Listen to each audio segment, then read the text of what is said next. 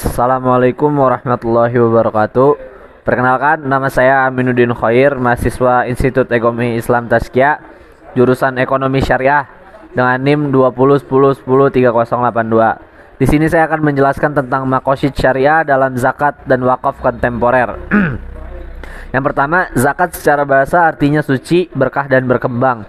Sedangkan secara istilah adalah mengeluarkan sebagian harta yang diwajibkan oleh Allah Subhanahu wa taala untuk diberikan kepada orang-orang yang membutuhkan atau yang berhak menerimanya, yang disebut mustahik, sesuai kadar haulnya dengan rukun dan syarat tertentu. Sebagaimana Allah berfirman dalam surat At-Taubah, "Ambillah zakat dari sebagian harta mereka, karena dengan zakat itu kamu membersihkan dan menyucikan mereka."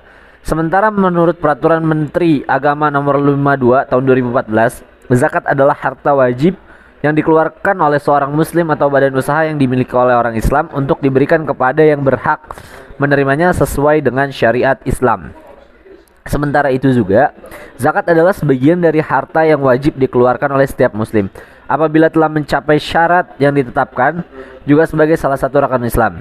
Zakat ditunaikan untuk diberikan kepada golongan yang berhak menerimanya atau yang disebut asnaf. Dalam istilah fikih, zakat dibedakan menjadi dua, yaitu zakat an-nafs, yaitu zakat jiwa atau zakat fitrah, atau zakat mal, yang diantaranya adalah zakat harta. Zakat an-nafs didefinisikan sebagai berikut. Yang dimaksud zakat fitrah adalah zakat sodakoh jiwa. Istilah ini diambil dari kata fitrah yang merupakan asal dari kejadian. Sedangkan zakat mal adalah zakat harta, zakat yang dikenakan atas harta yang dimiliki seseorang atau lembaga dengan syarat dan ketentuan yang telah ditetapkan. Selanjutnya, zakat dikeluarkan dari harta yang dimiliki, akan tetapi tidak semua harta terkena kewajiban zakat. Syarat dikenakannya zakat fitrah diantaranya yaitu beragama Islam, orang tersebut hidup di waktu terbenamnya matahari hingga di akhir bulan Ramadan, dan yang ketiga ada kelebihan harta, yaitu sudah mencapai kebutuhan pokok bagi keluarganya di hari tersebut. Dan syarat dikenakannya zakat mal atau harta yaitu harta tersebut merupakan barang halal dan diperoleh dengan cara yang halal. Lalu harta tersebut dimiliki penuh oleh pemiliknya. Dan yang terakhir adalah harta tersebut merupakan harta berkembang serta harta tersebut sedangkan harta tersebut mencapai nisab yang sesuai jenis hartanya. Selanjutnya adalah rukun Islam. Sebagai instrumen yang masuk dalam satu rukun Islam, zakat juga memiliki peran penting di dalam rukun Islam. Zakat juga tentu saja memiliki aturan yang meningkat dari segi ilmu fikihnya. Salah satunya adalah diantaranya kepada siapa zakat akan diberikan. Dalam surat At-Taubah, Allah memberikan ketentuan ada 8 golongan orang yang menerima zakat, yaitu sebagai berikut. Yang pertama adalah fakir, mereka yang tidak memiliki apa-apa sehingga mereka tidak bisa memenuhi kebutuhan hidupnya. Lalu orang miskin, yaitu mereka yang memiliki harta namun tidak cukup untuk memenuhi dasar kehidupannya. Dan yang ketiga adalah amil, mereka yang mengumpulkan dan mendistribusikan zakat. Selanjutnya ya, paradigma maqasid syariah dalam wakaf. Wakaf secara istilah dibedakan diartikan berbeda-beda menurut pandangan ahli fikih. Menurut Menurut Abu Hanifah, mazhab Hanafi menyebutkan wakaf adalah tidak melakukan tindakan atas suatu harta tersebut yang berstatus tetap hak milik dengan memberikan manfaatnya kepada pihak tertentu baik untuk saat ini ataupun waktu yang ditentukan. Sedangkan menurut Imam Malik, mazhab Maliki berpendapat bahwa wakaf tidak melepaskan harta yang dimiliki oleh pewakaf, dan pewakaf berkewajiban untuk memberikan manfaat dan harta yang diwakafkannya, dan tidak boleh kembali menarik harta yang sudah diwakafkannya.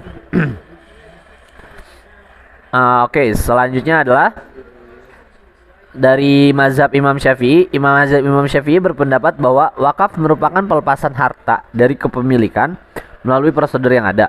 Pewakaf tidak boleh melakukan suatu tindakan kepada harta yang sudah diwakafkan olehnya. Mazhab Syafi'i juga memperbolehkan memberikan wakaf kepada benda bergerak dengan syarat barang yang diwakafkan harus memiliki manfaat yang kekal. Di antara sekian banyak keistimewaan umat ini adalah umat yang penuh dengan persaudaraan dan kasih sayang. Seumpamanya bagaikan satu tubuh dan bangunan yang saling menguatkan satu sama lain. Umat Islam tidak mengenal konsep egoisme dan individualis.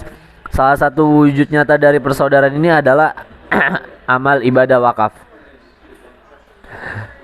Ibadah wakaf juga memiliki beberapa keistimewaan, diantaranya adalah sistem yang mendorong pelakunya berorientasi, tidak hanya berorientasi duniawi tetapi dimensi ukhrawi.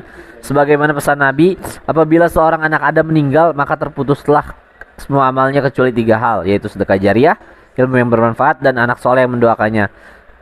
Selanjutnya adalah sistem yang universal. Amalan wakaf tidak hanya terbatas pada wakaf untuk keluarga, tetapi termasuk juga wakaf yang ditujukan untuk kepentingan umum. Tidak hanya ditunjukkan untuk seorang muslim, tetapi juga selain muslim. Tidak hanya untuk sesama manusia, tetapi untuk makhluk hidup sekalian. Sementara makosid dalam syariah dalam wakaf, contohnya adalah hifzul al-din. Contohnya pembangunan dan perawatan masjid. Masjid selama ini menjadi pusat pengajaran agama seperti ceramah, diskusi, konsultasi, kegiatan-kegiatan tahsin dan tahfiz. Maka pembangunan masjid berfungsi sebagai memelihara agama. Lalu selanjutnya adalah wakaf hifzun nafs. Contohnya adalah seorang sahabat yang bernama Tamim dan Dori berupa rumah layanan yang memberi makanan berat untuk mereka yang membutuhkan, khususnya orang tua. Begitu pula dengan Utsman bin Affan yang pernah membeli sumur dengan kemaslahatan bersama, dan Khalifah Ar-Rasyid yang pernah membangun jalur air untuk mengairi sungai.